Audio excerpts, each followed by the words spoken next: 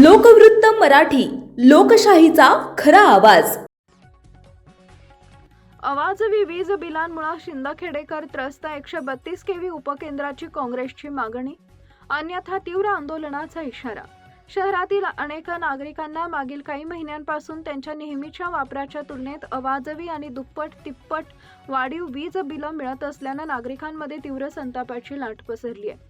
महावितरणच्या या मनमानी कारभाराविरोधात काँग्रेस पक्षाच्या वतीनं महावितरण प्रशासनाला कडक इशारा देणारे निवेदन देण्यात आले.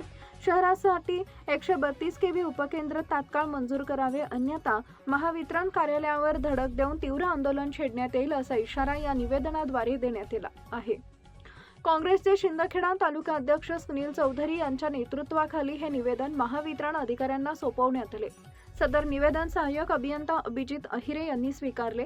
या प्रसंगी माजी नगरसेवक दीपक अहिरे, माजी पंचायत समिती सदस्य सुभाष माळी, नगरसेवक दीपक माळी आणि वंचित बहुजन आघाडीचे राहुल पाटोळे, काँग्रेसचे परीक्षित देशमुख यांच्यासह इतर पदाधिकारी व नागरिक मोठ्या संख्येने उपस्थित होते. नागरिकांनी वीज बिलाबाबत महावितरण कार्यालयावर वारंवार खेटे मारूनही कोणत्याही प्रकारचं समाधानकारक उत्तर अथवा सहकार्य मिळालेले नाही. शहरात बसवण्यात आलेल्या नवीन स्मार्ट मीटरच्या कार्यक्षमतेवर नागरिकांनी तीव्र शंका उपस्थित केली आहे. इम्पोर्ट, एक्सपोर्ट व जनरेशन रीडिंगमध्ये मोठी तफावत दिसून येत असून या मीटरची वरिष्ठ पातळीवरून तांत्रिक चौकशी करण्यात यावी, अशी मागणी निवेदनात करण्यात आली आहे. वीज उपकरणांचं नुकसान आणि शेतकऱ्यांची पिळवणूक, शहरात दररोज होणारा विजेचा खेळखंडोबा, वारंवार तुटणाऱ्या वीज वाहिन्या आणि व्होल्टेजमधील चढ उतारामुळे घरातील महागडी विजेची उपकरणं जळून नागरिकांचं मोठं आर्थिक नुकसान होत आहे. दुसरीकडे शासनाच्या नियमानुसार शेतकऱ्यांना 8 तास वीज मिळणं अपेक्षित असताना प्रत्यक्षात मात्र केवळ 4 ते 5 तासच वीज दिली जाते. त्यामुळे बळीराजाही पुरता हवालदिल झालाय.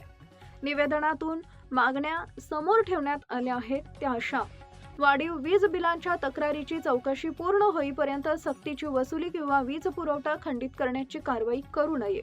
अवाजवी व चुकीची बिलं तात्काळ दुरुस्त करून प्रत्यक्ष वापरानुसार सुधारित बिलं देण्यात यावीत. तक्रारींच्या जलद निवारणासाठी विशेष अधिकारी व पथकाची नियुक्ती करावी.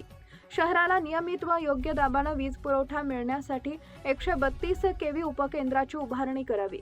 या सर्व मागण्यांवर महावितरण प्रशासनाने तात्काळ सकारात्मक निर्णय न घेतल्यास लोकशाही मार्गाने तीव्र आंदोलन छेडण्यात येईल, असं निवेदनात शेवटी नमूद करण्यात आलं आहे. यावेळी पोलीस निरीक्षक मयूर भांबरे यांच्या मार्गदर्शनाखाली पोलीस बंदोबस्त ठेवण्यात आला होता. मुख्य संपादक भूषण पवार, लोकवृत्त मराठी न्यूज, शिंदखेडा. आज शिंदखेडा शहरातील व तालुक्यातील जनतेच्या एमएससीबीच्या मीटर विषयी जो आवडहव्या एमएससीबी बिल आकारत आहे, त्यात सोलरचा एक विषय आहे, त्यानंतर स्मार्ट मीटर आहे, असे अनेक विषय घेऊन आम्ही काँग्रेस पक्षाचे व मित्र पक्षाचे वतीने या ठिकाणी मोर्चाच्या रूपात या ठिकाणी आज निवेदन देण्यात आलं आहे. आणि अधिकाऱ्यांनी आम्हाला आश्वासित केलं की तुमच्या सर्वच मागण्या इथं आम्ही येत्या 15 ते 20 दिवसात पूर्ण सॉल्व्ह करू. तोपर्यंत कुठल्याही शहरातील वीज ग्राहकाने वीज बिल भरू नये. ज्यांच्या तक्रारी इथं आल्या आहेत त्यांनी वीज बिल तोपर्यंत भरू नये. साहेबांनी असं आम्हाला या ठिकाणी आश्वासित केलंय. तरी ग्राहकांनी इथं घाबरून जाऊ नये, नागरिकांनी घाबरून जाऊ नये. 132चा सुद्धा या ठिकाणी साहेबांनी 3 वर्षापासून शिंदखेडा शहरची मागणी आहे. जे कमी अधिक विद्युत पुरवठा दाब या ठिकाणी होतो. बऱ्याच अधिकाऱ्यांना, शासकीय अधिकाऱ्यांना सुद्धा त्रास होतो. शिक्षकांना, विद्यार्थ्यांना, खास करून आमचे लहान लहान विद्यार्थी असतील त्यांना सुद्धा ऐन वेळेस अभ्यासा वेळेस लाईट जाते. दिवसातून 24 तासातून कमीत कमी 50 वेळा लाईट जाते. त्याला कारण 132 केव्हीचा पूर्ण क्षमतेचा दाब नाहीये. त्या विषयी सुद्धा साहेबांनी आम्हाला 2 ऑक्टोबर पर्यंत आम्ही ते कारवाई पूर्ण करू आणि 132 या ठिकाणी तुम्हाला शहरवासियांना उपलब्ध करून देऊ असं आश्वासित केलेलं आहे. संबंधित या मोर्चाच्या संदर्भात मागे आम्हीच असं सर्वपक्षीय एक निवेदन मंत्री महोदयांना व सर्व अधिकाऱ्यांना दिलेलं. त्या काळात आम्हाला असं सांगण्यात आलं होतं की 132 शिंदखेड्याला मंजूर झालेला आहे.